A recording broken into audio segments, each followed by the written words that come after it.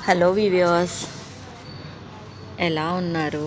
నేను కొత్తగా channel open చేశానండి. ఇందులో మీకు నేను ఏమన్నా మొత్తం A to Z అన్నీ వీటి కోసం పెడుతుంటాను. ప్లీజ్ ఒకసారి నేను చెప్పింది ఆలకించండి. మా ఇల్లండి ఇది. మా ఇంటి పక్కన ఒక చెట్టు ఉంది. అది చెట్టు ఏంటనుకుంటున్నారండి? అది రామఫలం అండి, సీతాఫలం కాదు, రామఫలం. అవి చూడండి, చెట్టు కాయలు అవి ఎంత బాగా కనిపిస్తున్నాయో. కనిపించిందా? పండు కాయ ఉన్నదండి అక్కడ. మేము రోజుకి ఒకటి అలా కట్ చేసుకొని తింటున్నామండి. చూడండి, చెట్టు నిండా ఎంత కాయ ఉందో ఒక్కసారి. ఇదిగో చూడండి, ఇక్కడ దగ్గరలోని మీకు చూపిస్తున్నాను.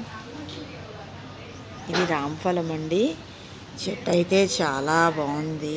మాకు కాయలు అక్కడక్కడ ఉన్నాయి, కానీ తెంపుకోవడానికి మాత్రం మేము చాలా కష్టపడుతున్నామండి.